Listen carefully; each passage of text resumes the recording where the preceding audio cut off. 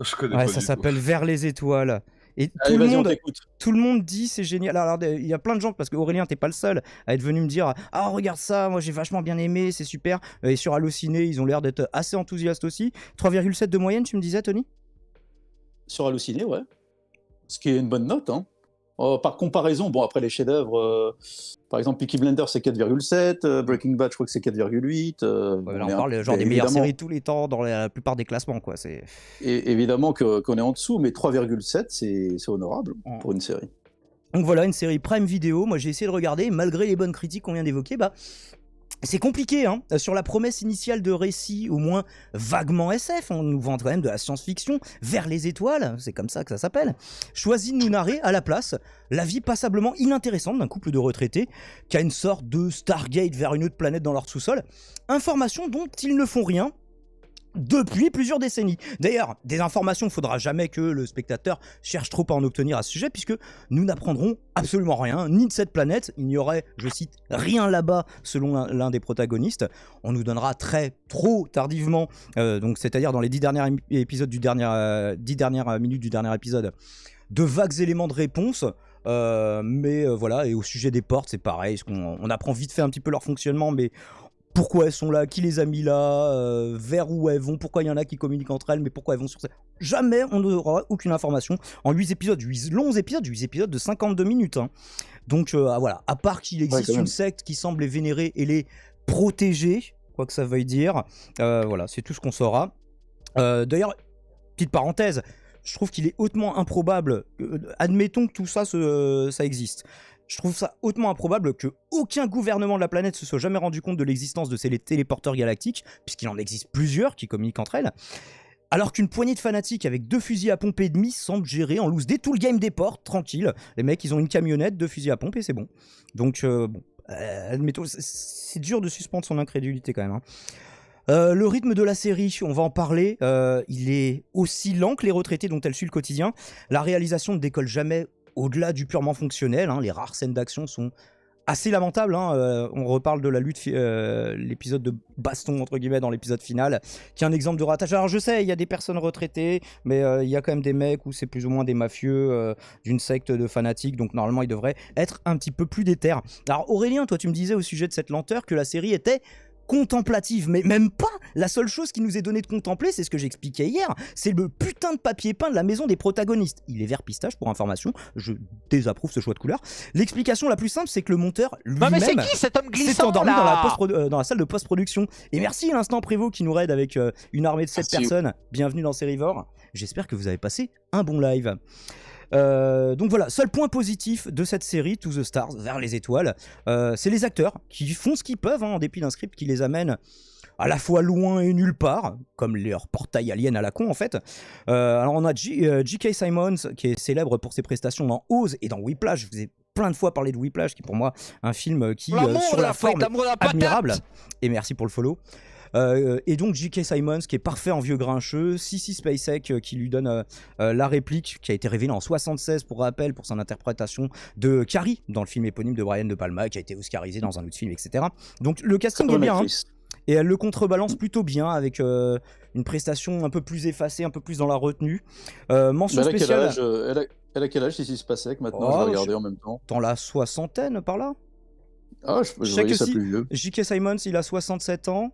Je crois, ou 62 ans, je sais plus. Enfin, Parce que de mémoire, Carrie, c'était 76. C'est ça.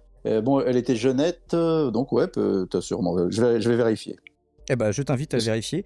Et donc, je voulais donner parce que j'essaie de relever des points positifs, c'est pas facile.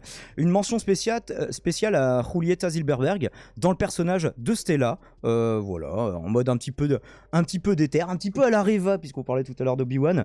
Et alors, ils finissent par relier les deux intrigues, parce que donc il y a les vieux et il y a la secte, et à un moment, enfin, ça se rejoint. 72 ans? Si, 72 quand même. Eh ben, elle est magnifiquement conservée, 72 ans. Je pense que toutes les femmes aimeraient lui ressembler. Hein, enfin, bravo elle. Bravo Sissi. Et donc voilà, ils finissent par relier les deux intrigues à la fin de la saison. J'avais bon espoir, pour être honnête, hein, j'y croyais jusqu'au bout. Moi, je suis bon public. J'avais bon espoir d'un développement non manichéen en me disant, bah voilà, on n'est pas dans Star Wars là. Et où deux groupes de personnages vont s'opposer, potentiellement de manière létale d'ailleurs, mais sans qu'aucun ne soit réellement identifié comme méchant.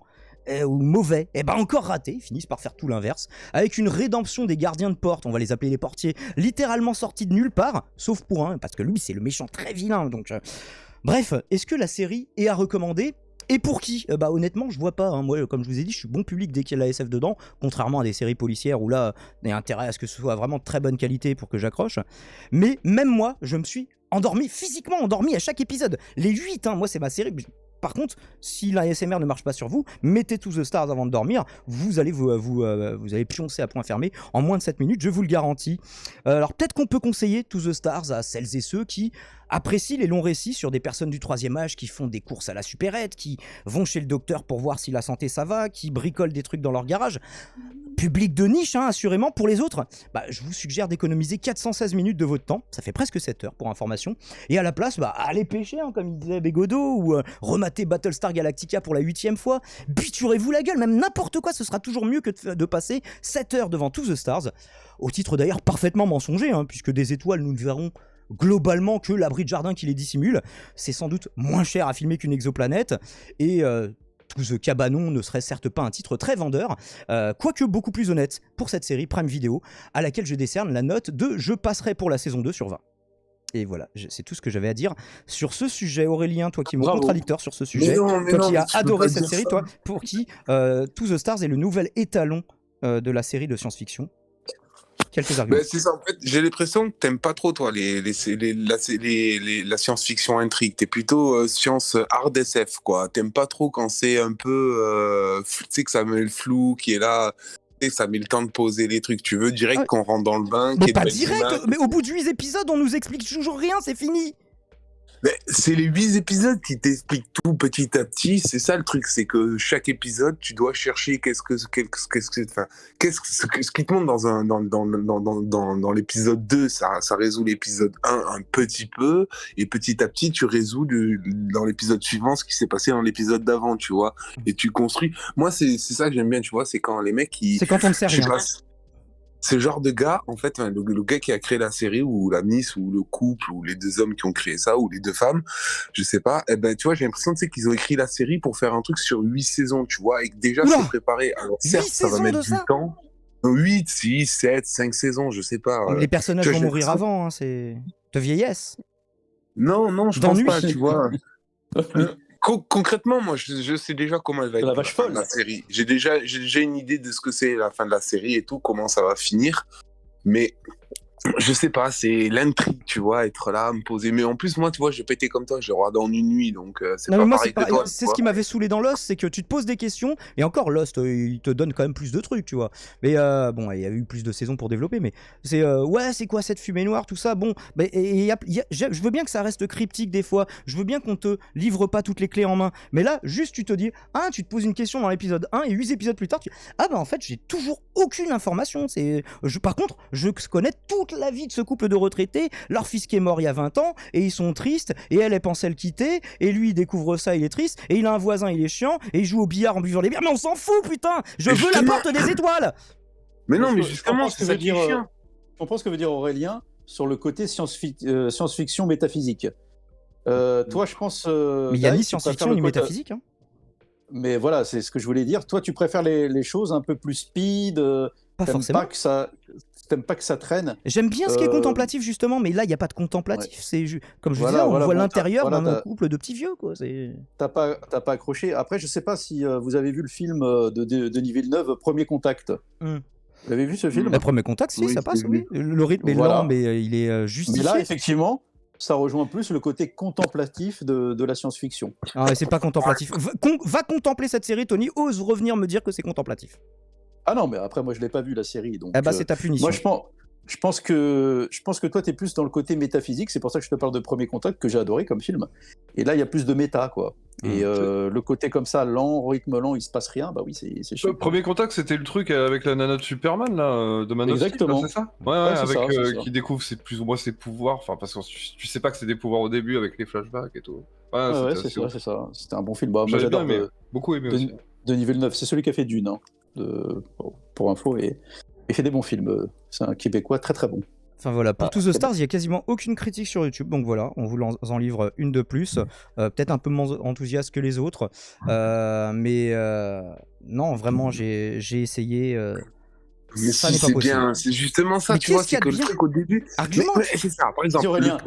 au début, le voisin, tu le détestes, t'as envie de lui mettre des claques. Et à la fin, presque, tu irais boire une bière ou fumer un joint avec lui. C'est ça le truc. Mais non, C'est il que tu reste te rends compte que les gens, ils con sont et chiant plus. jusqu'au bout en fait. Mais non, moi je trouve que. Mais Il non, s'incruste dans le mec, cabanon de faut- l'autre, l'autre il dit ah non mais j'ai mieux à faire, bah c'est pas grave, moi je vais bricoler des trucs dans ton cabanon. Non, le mec il est toujours pas sympa en fait, il fait ce qu'il veut et l'autre il le laisse faire, c'est tout à la fin. Mais Mais je sais pas, c'est ça, tu vois. En plus, au début, on croit que le mec, il s'est fait. Que c'était un connard qui s'est embrouillé avec ses voisins. Puis on se rend compte qu'à la fin de la saison, en fait, le mec, il a carrément fait le lanceur d'alerte et qu'il il y a juste toute sa vie qui s'est retournée contre lui parce qu'il a créé du chômage. Enfin, je sais pas, tu sais, j'aime bien, moi, les trucs comme ça où ça met un peu de temps à mettre. Où au début, tu penses que le gars, c'est un connard ou c'est un gentil, puis c'est un peu plus complexe. Et puis après, il te raconte son histoire dans le passé. Puis ça. ça devient Enfin, pas du je tout plus sais complexe, pas. hein, c'est pareil pour le truc de la secte à la fin. Ah bah finalement, non, finalement on est des gentils et du coup on va aider les gentils et lui il est méchant donc on va ligoter le méchant. Bon, et puis ça ouvre sur une saison 2. Alors c'est pareil, là, le truc aussi sur l'exoplanète. À la fin, enfin, tu vois des trucs, mais c'est beaucoup trop tard. Et puis en plus, ça te répond à rien. À la fin, tu vois une sorte de ville. Donc tu te doutes un petit peu que le personnage de June... Alors lui, j'ai pas aimé l'acteur, la prestation qu'il a donné, le mec qui joue June. J'ai trouvé chiant à mourir. Donc voilà, officiellement, sa couverture, c'est qu'il est assistant de vie là, pour les deux personnes âgées. Et je soupçonne que lui, il vient de cette ville sur l'exoplanète, tu vois, parce qu'il y a les gardiens qui gardent les portes, et lui, ils font référence à ouais, mais toi, t'avais tout, donc il est sous-entendu dans la hiérarchie, au-dessus des gardiens, sûrement peut-être, je sais pas, un prêtre de cette religion qui s'est basé sur cette ville, sur une exoplanète. Là, c'est une théorie à moi, hein. Mais bon, je vois pas trop ce que ça pourrait être d'autre. Mais je Non, vous bonne avoue idée, que c'est je bien perdrai vu, pas mon temps à Damon. vérifier dans la saison 2. Donc, Bon, en tout cas, Non, voilà, c'est- les avis sont mitigés. Je vois qu'Aurélien, il a kiffé, toi un peu moins. 3,7, ça rejoint ce que vous dites, en fait. Voilà, les gens sont moi, je partagés mets là-dessus. 0,5 et le 0,5 vient de l'interprétation des actrices et acteurs qui, eux, font ce qu'ils peuvent et qui font une prestation plus qu'honorable et puis qui... Tu me brises le cœur, Damon. Eh ben, je suis là pour ça.